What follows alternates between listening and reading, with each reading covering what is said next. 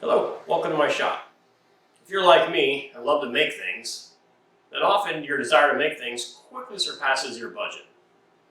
So today, I'm going to show you how to use a very cost-effective construction-grade lumber like this 2x12 from a local big box store and turn it into this 4-foot bench.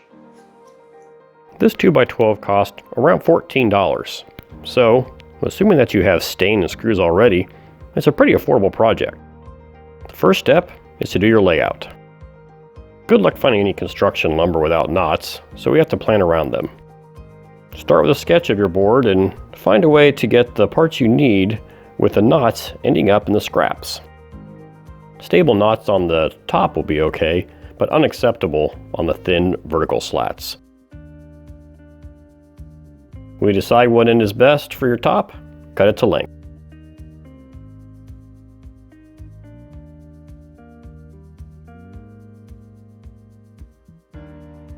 Something to remember is that factory ends are bad, so cut them off.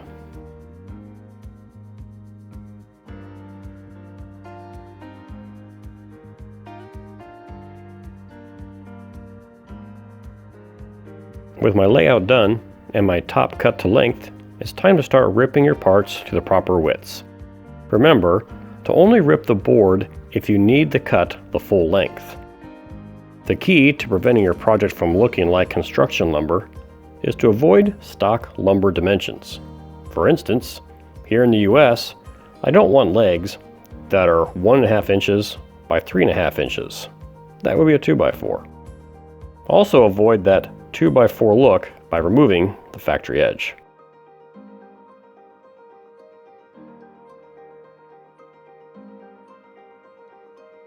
Throughout the video, I'll be returning the cut pieces to the workbench so you can see how they came from the same board. Being a very visual person, this also helps me to keep things straight and avoid miscuts. With my initial ripping done, I can start to cut some of the parts to length, starting here with the 4 legs.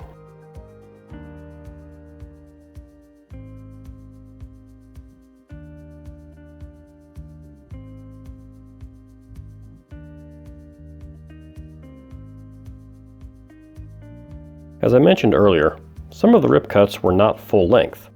This is the case with the scrap from the legs. I'll need to make one more cut on the table saw. This will get me what I need for the rest of my vertical parts.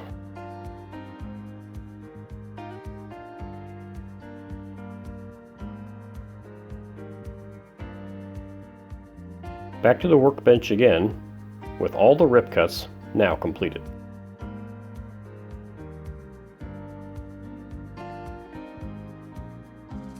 Our next cuts will be to cut the vertical slats to length. Since these are only 5/8 of an inch thick, there's a chance of splitting during assembly. So I made an extra one just in case. I know that someone will ask for a cut sheet or layout, but with having to work around knots, that's kind of hard to provide.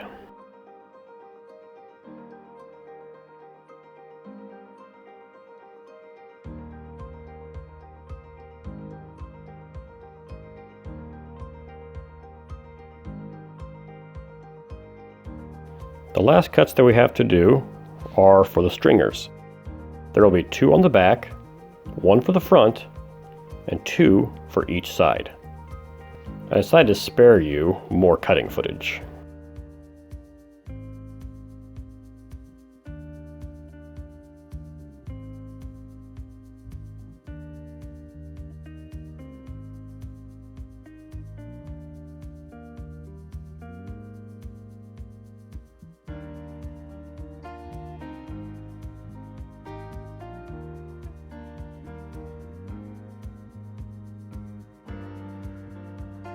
I hit all the parts with a quick sanding.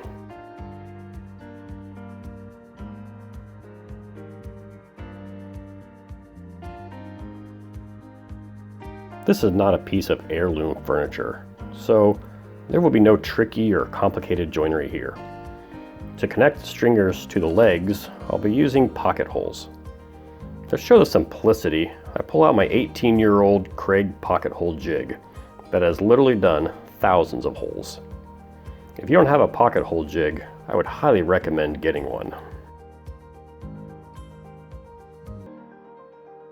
To do the assembly of the ends and back, I'm using 3-inch deck screws.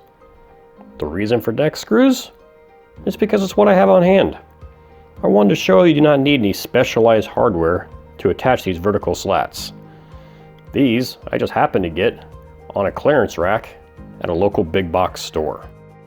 Please make sure to pre-drill all the holes to avoid splitting.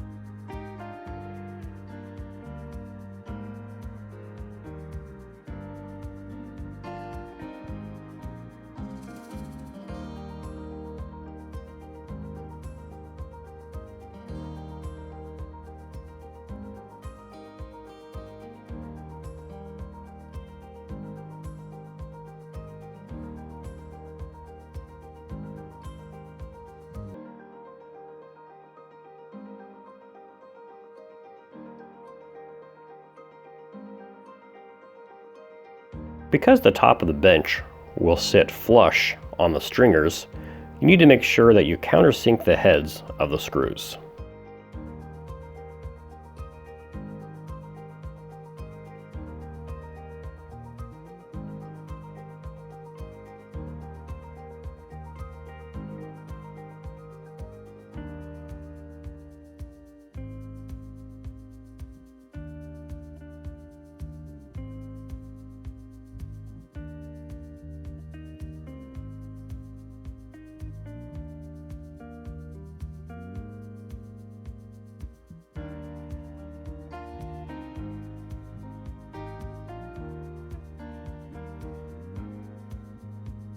For the final assembly of the bottom, we will be connecting the ends and backs together.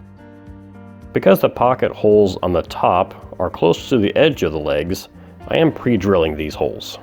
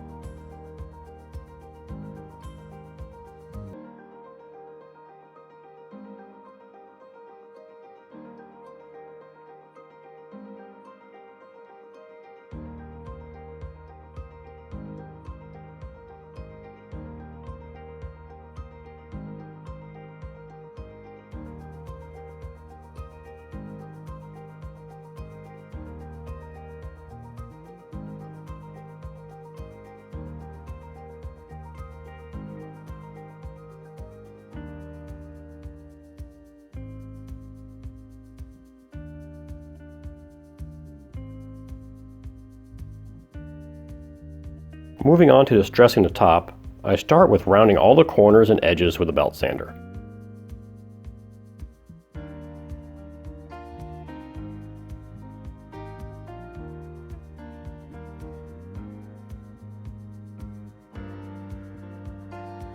The next part requires some help. If you have kids, grandkids, nieces, nephews, have them help you. In fact, please take every opportunity to get kids into the shop and work with you. Few things in life match the feeling of accomplishment from creating something and sitting back and enjoying it. Encourage and empower younger generations to make things. There is no great skill required to distress wood, so let the kids have fun. I'm good. You are good now. Okay, get that right there. Oh, no, your side, over.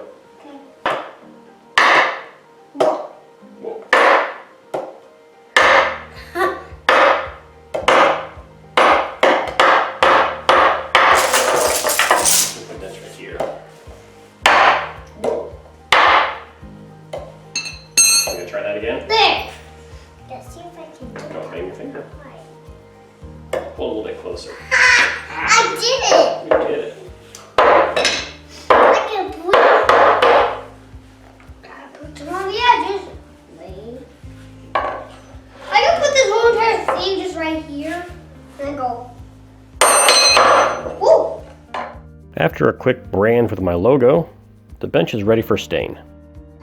I decided to go with a dark stain. This is a Minwax Mocha for those that are interested.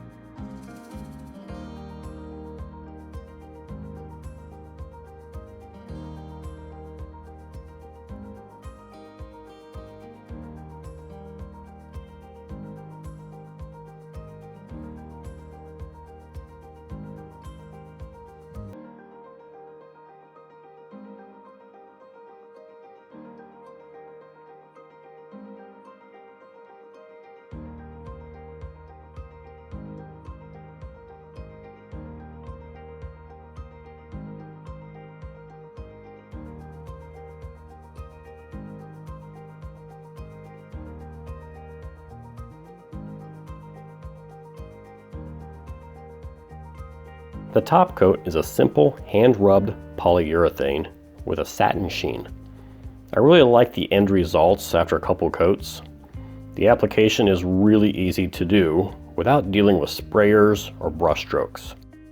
You can make your own wipe-on poly by thinning whatever brush-on poly you have on hand. Be sure to read the label and use whatever the manufacturer recommends for thinning.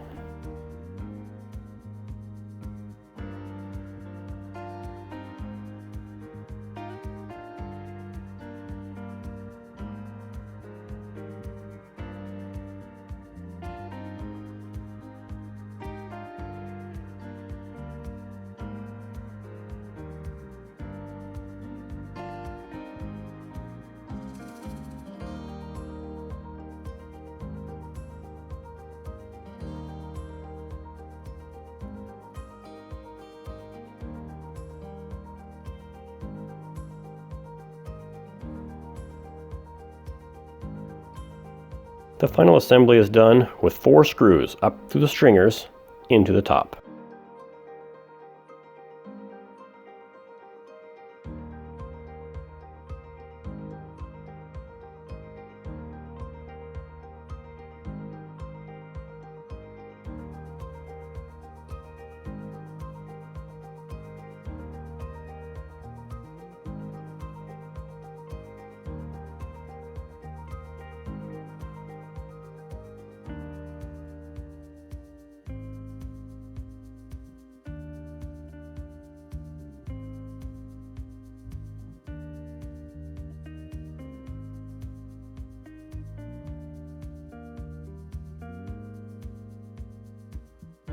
To show other options, I also made a bench using painted bottom and a seat made from strips of construction grade lumber. Thanks for watching. Please subscribe and give it a thumbs up. If you have any questions, leave them in the comments below.